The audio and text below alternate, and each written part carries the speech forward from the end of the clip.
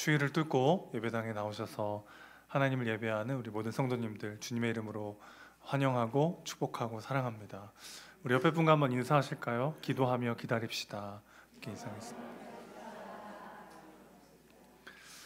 오늘 함께 읽은 본문은 아이성 2차 전투에 대한 내용인데요.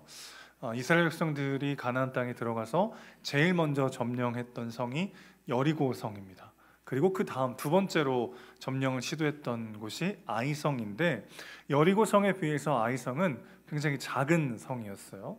그래서 이스라엘 백성들 마음에 우리가 다 같이 올라갈 필요도 없이 한 2-3천 명만 가면 충분히 함락할 수 있겠다, 이렇게 생각을 합니다.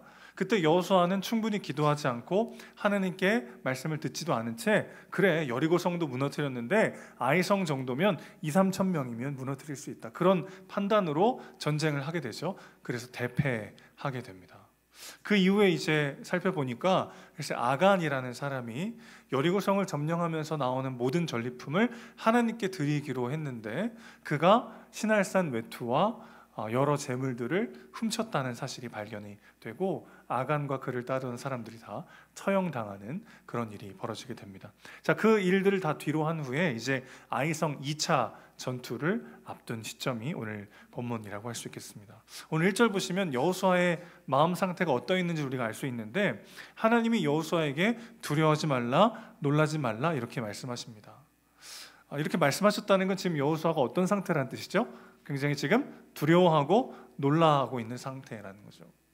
그도 그럴 것이 그가 잘못된 결정을 내렸기 때문에 온 백성들이 지금 혼란을 당하고 있고, 이번 전투에서 승리하지 못하면 엄청나게 큰 위기에 처할 수밖에 없기 때문에 지금 여호수아는 아마 두려워하고 있었던 것 같아요.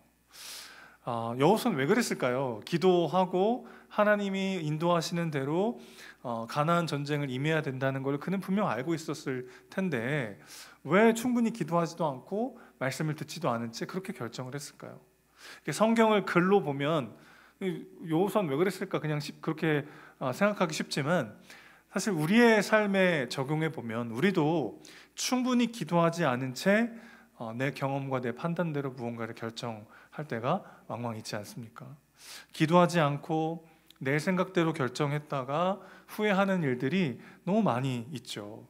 우리는 왜 기도하기 전에 내 결정을 먼저, 내 감정을 먼저 앞세워서 결정하게 될까요? 우리끼리 이야기지만 기도하면 왠지 하나님이 못하게 할 것 같은 그런 느낌적인 느낌이 들 때가 있어요. 난 이걸 꼭 하고 싶은데 이대로 꼭 했으면 하는데, 마냥 기도했다가는 하나님이 그거 하지 말라고 하시면 어떡하지? 그런 마음이 들어서 기도하지 않고 확 내질러 버릴 때도 있죠. 때로는 기도하면서 머뭇거리는 사이에 이 좋은 기회를 놓쳐버릴 것 같은 뭔지 모를 조급함이 우리 안에 들어오기도 합니다.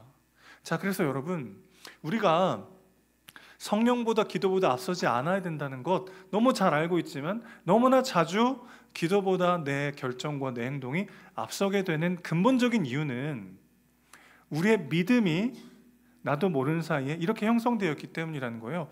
내가 내일을 제일 잘 알지.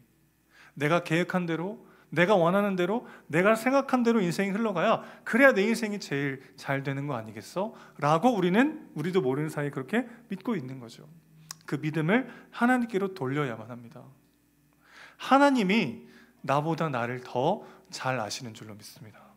그를 넘어서서 나보다 내가 잘 되기를 더 원하시는 분이 우리 하나님이신 줄로 믿습니다. 여러분, 하나님께서는요, 여러분이 잘 되고 잘 되기를 너무나 원하시는 분이십니다. 나보다 더 간절히요, 나보다 더 진심으로 우리의 삶을 붙잡고 복 주시고 인도하시기를 원하시는 분이 우리 하나님이신 줄로 믿습니다. 그분을 신뢰할 때 우리는 담대히 기다리며 기도할 수 있게 되더라는 것이죠. 자, 자신의 잘못된 결정으로 패배했던 1차 전투를 뒤로 한 채 이제 2차 전투를 앞두고 여호수아는 막 두려워 떨고 있었어요. 왜 그랬을까요? 또 다른 아간이 없을 거라고 누가 장담할 수 있습니까? 여호수아가 어떻게 그 온 이스라엘 백성들을 다 통제하고 그 모든 상황들을 어떻게 다 제어할 수 있겠어요?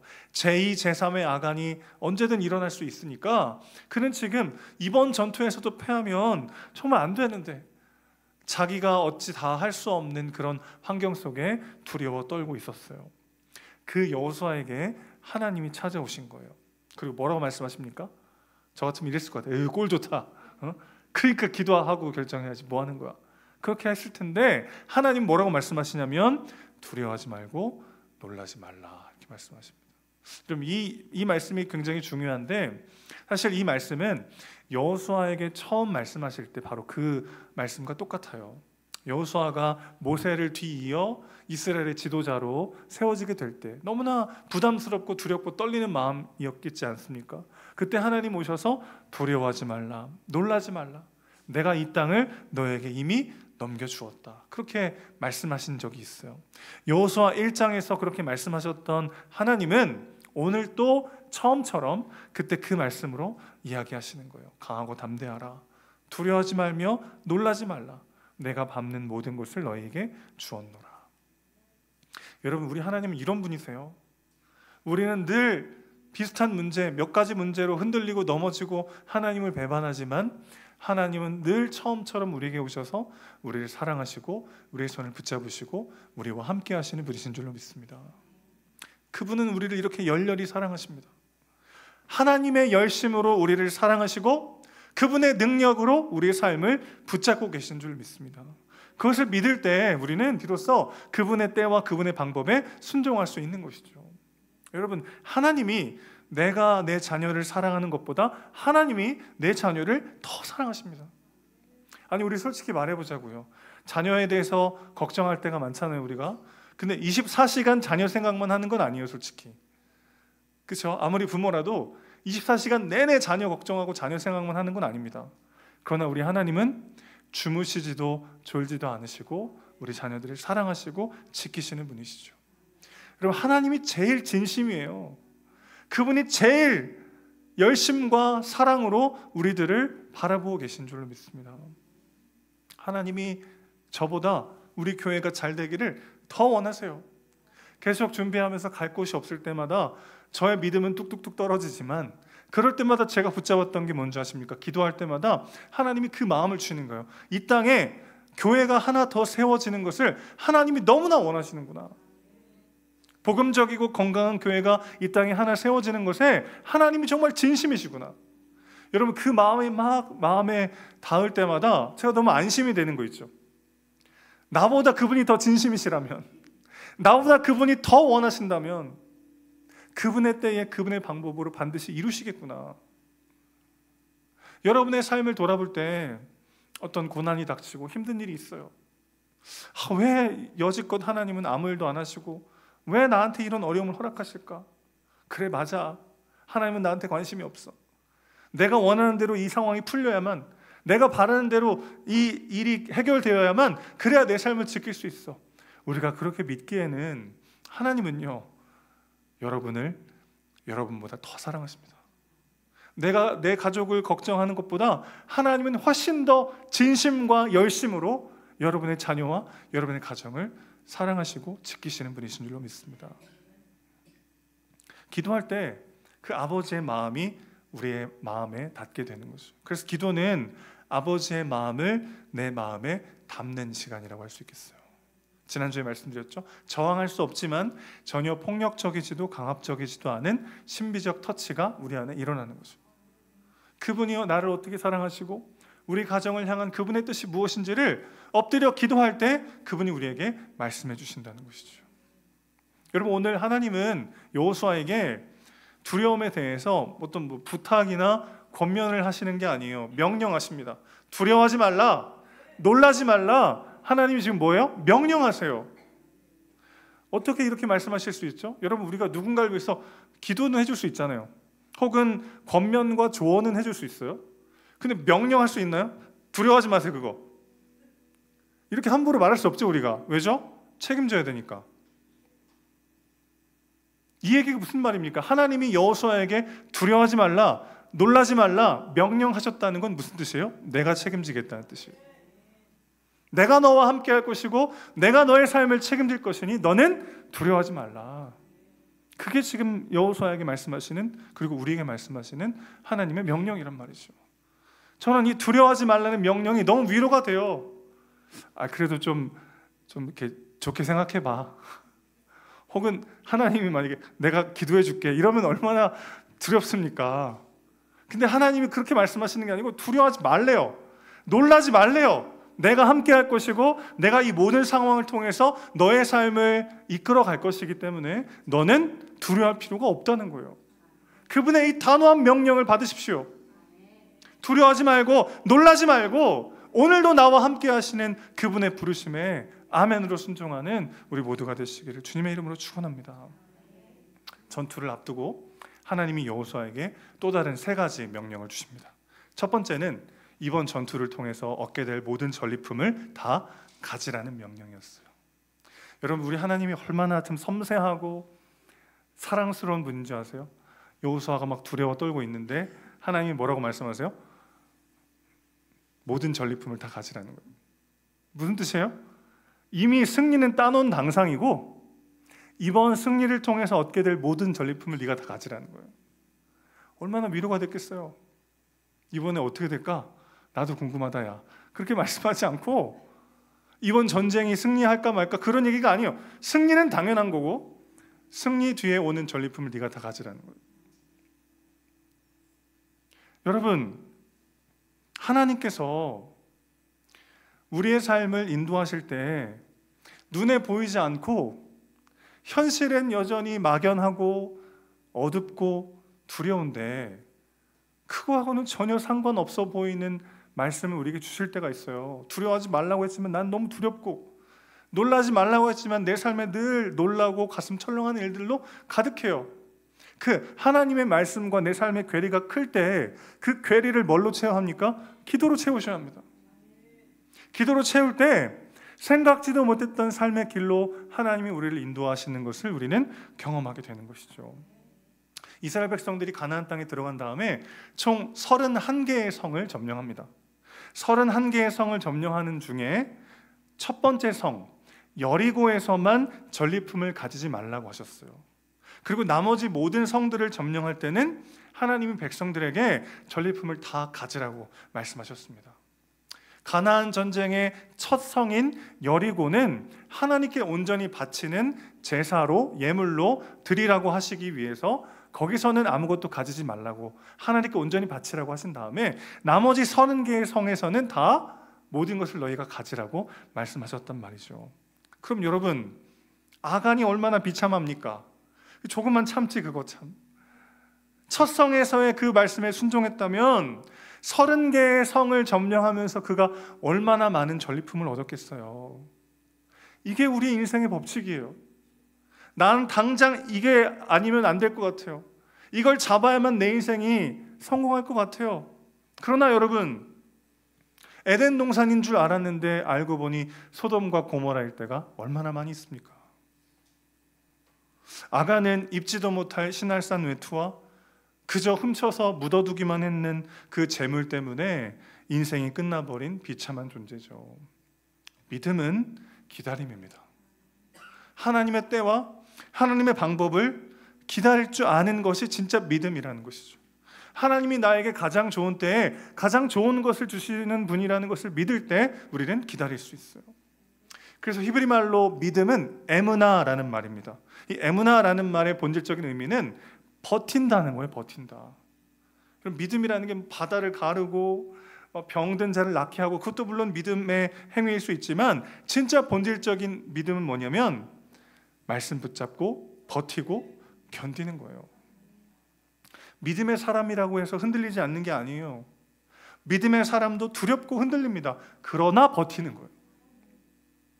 흔들리지만 견디는 거예요. 두렵지만 버티는 거예요. 너무나 괴롭고 어렵고 눈물 나는 현실이지만 그 가운데 말씀 붙잡고 살아내기 위해 버티고 견디고 살아내는 것이 성경이 말하는 진짜 믿음이라는 것입니다. 하나님은 그 시간들을 사용하셔서 위대한 일을 이루시는 분이시기 때문에 그렇습니다. 프랑스어 표현 중에 개와 늑대의 시간이라는 말이 있습니다.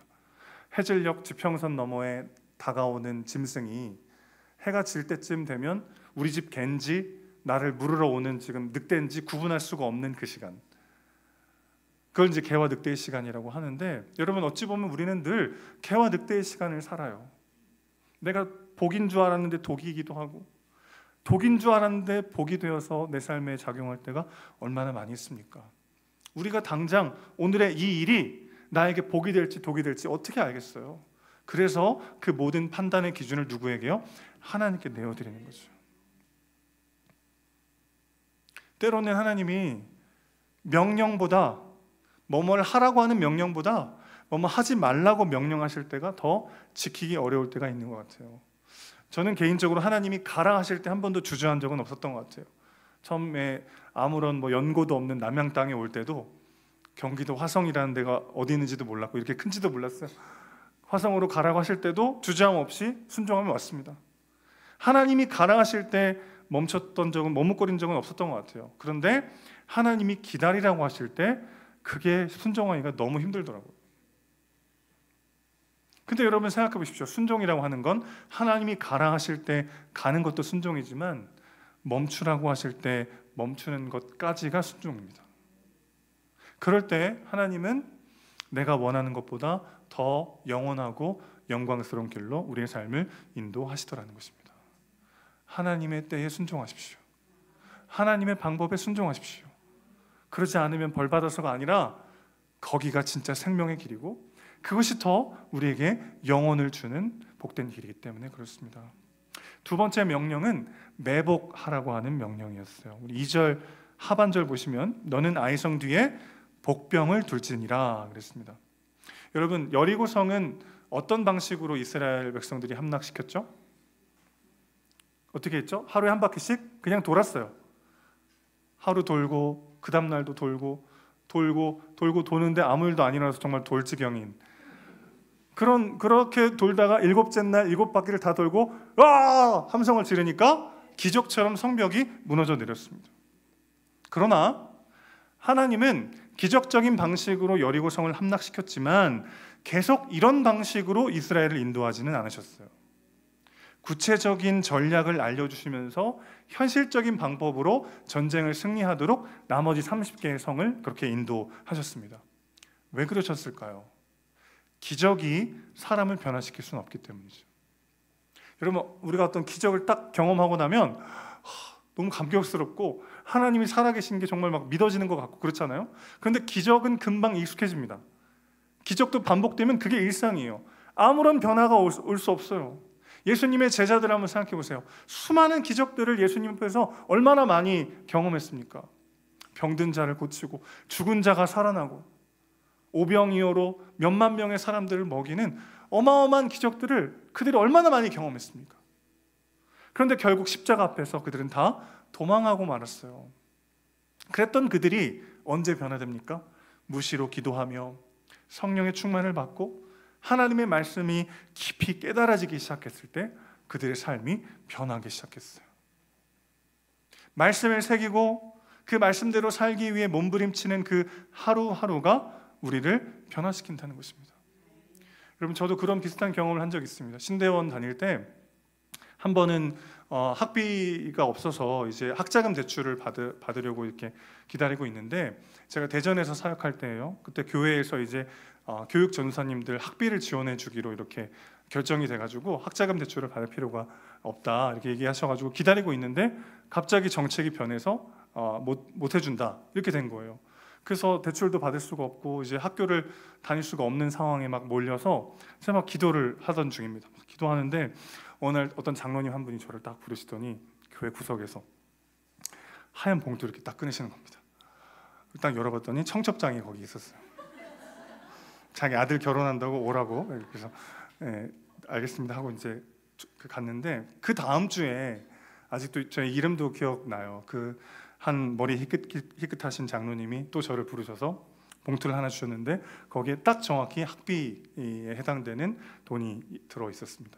그래서 이제 무사히 학기를 마칠 수가 있었어요. 그런 기적적인 방식으로 하나님이 도와주신 건 신대원 6학기 중에 딱 한 번밖에 없고 나머지는 애쓰고 힘쓰고 마음 졸이고 그렇게 막 진짜 온갖 고생을 해가지고 겨우겨우 졸업을 할 수 있었습니다. 그런데 그 한 번의 기적은 잠깐은 감격스럽고 감사한데 금방 잊혀지더라고요. 그런데 그 순간순간 나머지 5학기 중에 힘들고 어렵고 왜 이렇게 하나님이 나를 많이 고난을 주시나, 왜 아무 일도 안 일어나는가, 왜 까마귀는 또 오지 않는가, 막 그런 생각들로 점철된 그 시간들을 통해서 기도하며 하나님과 동행하며 그분이 주시는 매일의 만나를 먹으며 사는 삶이 얼마나 감사한 삶인지를 깊이 깨닫게 하시더라고요. 결국 기적이 저를 변화시킨 게 아니라 하루하루 말씀 붙잡고 기도하고 버티고 견뎌냈던 그 시간들을 통해서 하나님은 저를 빚어가셨다는 것이죠. 가나안의 첫 성은 기적적인 방법으로 점령하게 하셨지만 나머지 30개의 성은 지극히 일상적이고 현실적인 방법을 통해서 점령하도록 하신 이유가 바로 여기 있습니다. 일상의 기적, 일상의 은혜를 통해 하나님 우리를 빚어가시는 거죠. 그 하나님이 오늘 우리에게도 매복을 명령하십니다. 이것은 단순히 어떤 문제를 푸는 전략을 제시하시는 게 아니에요.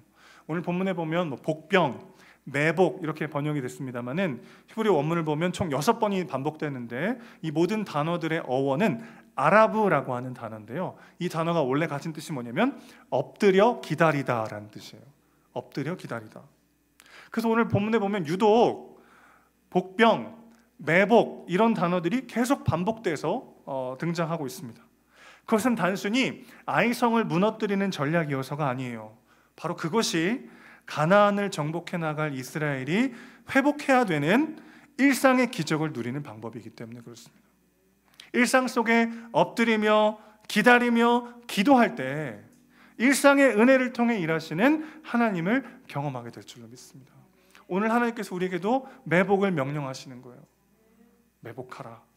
복병을 두고 매복하라. 뭐 하라는 얘기죠? 엎드려 기다리며 기도하라는 뜻이에요. 엎드려 기다리며 기도할 때 하나님이 어떤 일을 행하시는지를 보라는 거예요. 그래서 9절 보시면 여호수아가 그 밤에 백성들과 함께 잡니다. 10절 보면 여호수아가 아침에 일찍 일어나서 백성을 점호했다고 해요. 여러분 여호수아가 그날 잠을 잤을까요? 잠이 왔을까요? 여호수아가? 이거 안 봐도 뻔해요. 아마 밤새 엎드려 매복하며 기도하며 아침을 맞이했을 거예요.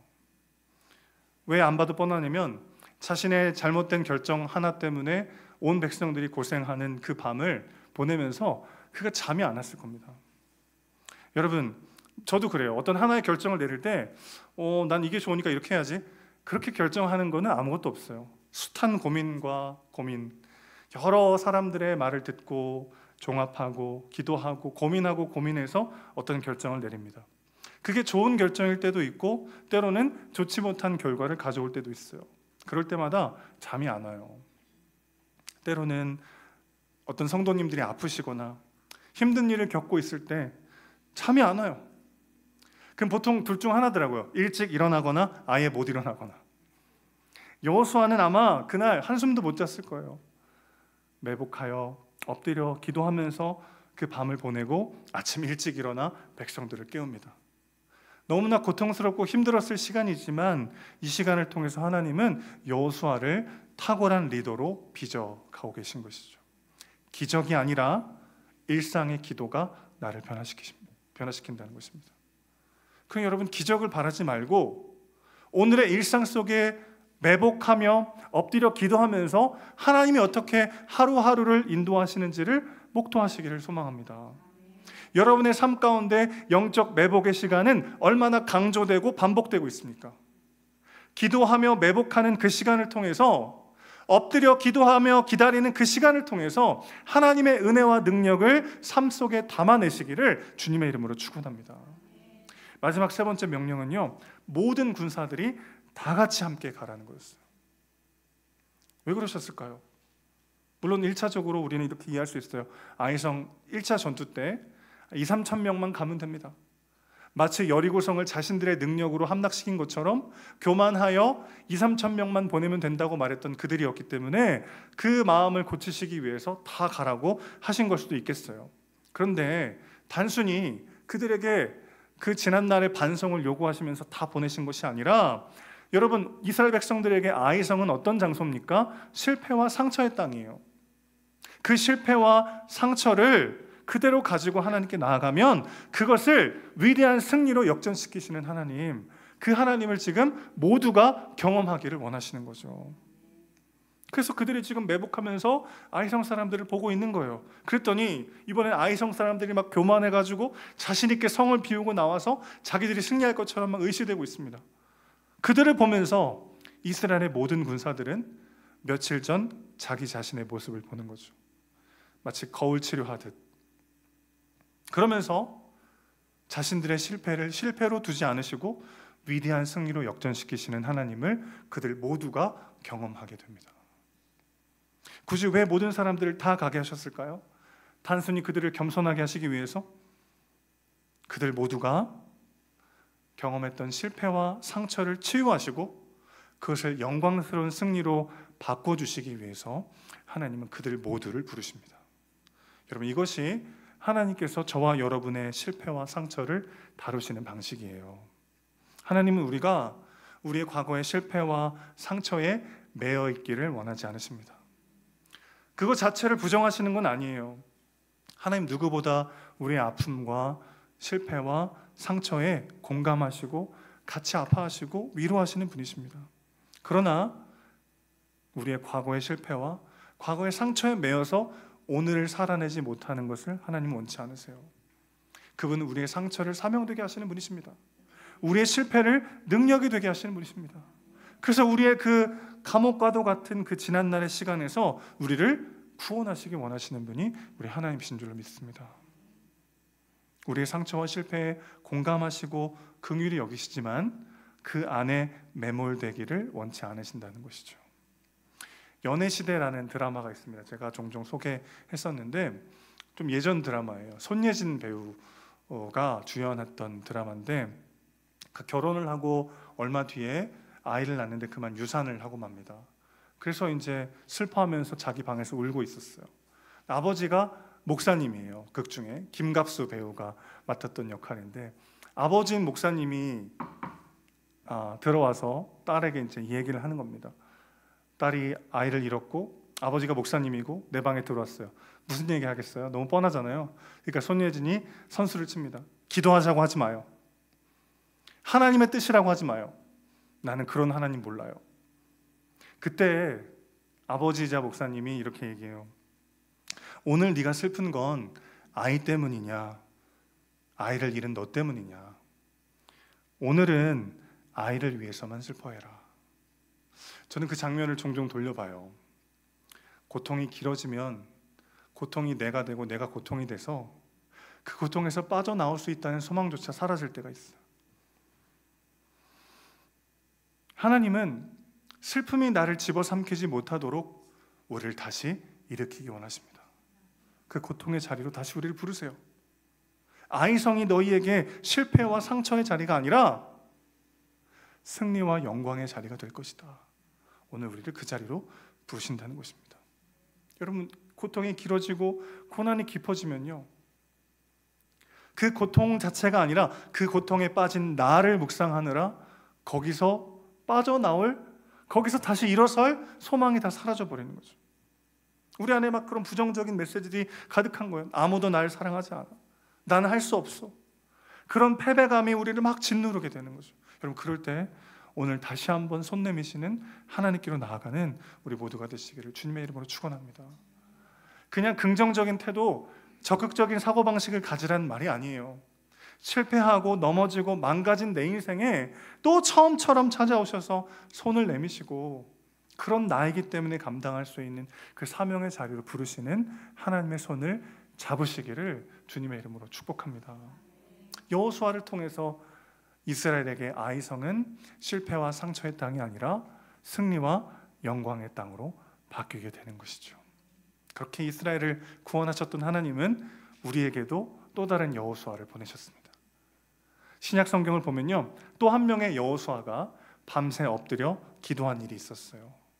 여호수아라는 이름은 호세아, 요슈아, 그리고 예수라고 하는 이름과 같은 이름입니다. 우리 주님은 겟세마네 동산에서 간절히 엎드려 기도하셨어요. 아이성 전투에서 그 어떤 기적도 일어나지 않았던 것처럼 예수님이 잡히시고 죽임 당하시기까지 아무런 기적도 일어나지 않았습니다. 그분은 허망하게 십자가에 달려 죽으셨어요. 그러나 그분의 죽으심이 우리에게 생명을 가져왔습니다. 그분이 온 몸과 마음의 상처로 가득해지심으로 우리의 상처가 치유되기 시작하는 거죠. 그분이 아버지께 철저히 버림받으심으로 우리가 그분의 자녀로 입양되었습니다. 사랑하는 여러분, 엎드려 기도하십시오. 여러분의 영적 매복의 시간을 통해서 그리스도께서 이미 이루신 그 승리를 누리십시오. 오늘 하루 기도를 담아 그분을 닮아가고 주님께서 이미 이루신 그 승리를 마음 다해 누리시기를 주님의 이름으로 축원합니다. 과거의 상처, 과거의 실패, 오늘의 어려움에 매몰되어 그저 낙심하고 주저앉아 있는 실패의 아이성이 아니라 다시 처음처럼 내 손을 잡으시고 그리스도의 승리로 우리 삶을 붙잡고 계시는 그 하나님의 부르심에 순종하시기를 주님의 이름으로 축원합니다. 기도하며 그분의 마음을 담고 그리스도의 승리를 누리며 그분과 함께 주어진 삶을 버티고 견디고 살아내는 저와 여러분 되시기를 주님의 이름으로 축원합니다. 아멘.